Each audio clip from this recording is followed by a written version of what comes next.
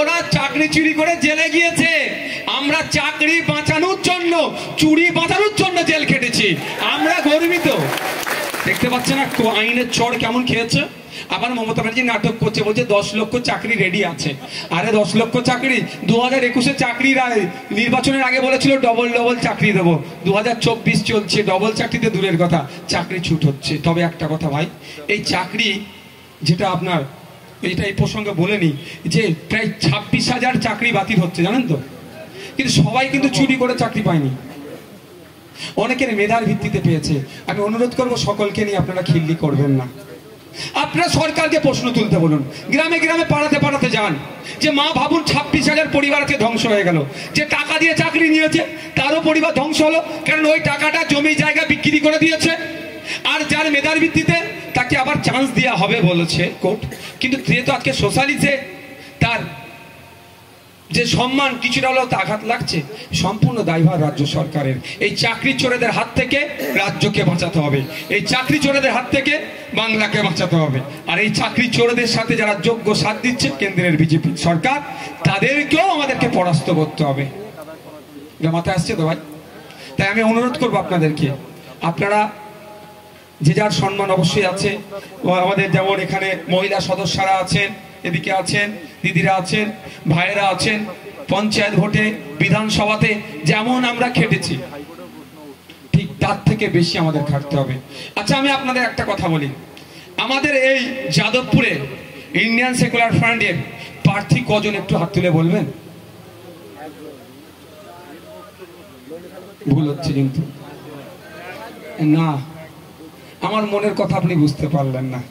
Indian secular ফ্রন্টে যাদবপুরের প্রার্থী নওশাদ সিদ্দিকী। এখনো আপনারা আমার কথা, মনের কথা বুঝতে পারলেন না। আপনি বলুন, ইন্ডিয়ান সেকুলার ফ্রন্টের যাদবপুরের প্রার্থী আপনি, হাত তুলুন। কে কে আপনার প্রার্থী?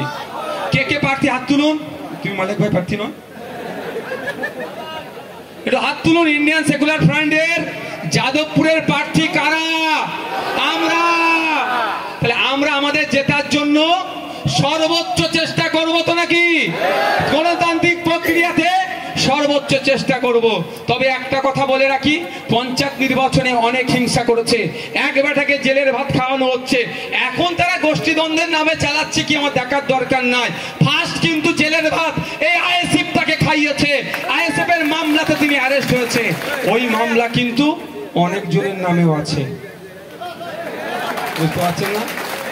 হ্যাঁ, শুধু আরাবুল সাহেবের নামে নাই, অনেক জনের নামে আছে।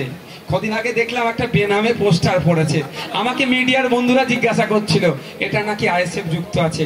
আমি বললাম আইএসএফ ওই তো রাতের অন্ধকারে বেনামে কাজ করবে না। প্রকাশ্য আমি বলছি, রেকর্ড করুন, আরাবুল ইসলাম যে মামলায় জেল খাটছে, শওকত মোল্লাকে ওই মামলায় অ্যারেস্ট করতে হবে। এখনো বলছিল আমরা রাতের অন্ধকারে পোস্টার মারবো? আরে মার খাবো, মাথা ফাটাবে তো দিনের বেলায় মারবো। ও কাপুরুষের মতো কাজ ওদের দলের লোকেরাই গোষ্ঠীদ্বন্দ্বের করছে, আমরা করব না। আমরা প্রকাশ্য বলছি তো, নোটোরিয়াস ক্রিমিনালকে আগামী দিনে সর্বোচ্চ আমরা চেষ্টা করছি জেলের ভাত খাওয়ানোর জন্য। পশ্চিমবাংলা জেলের ভাতের ভালো নয় সেটা আমি দেখে এসেছি, বিহারের জেলের ভাত তো খাইনি।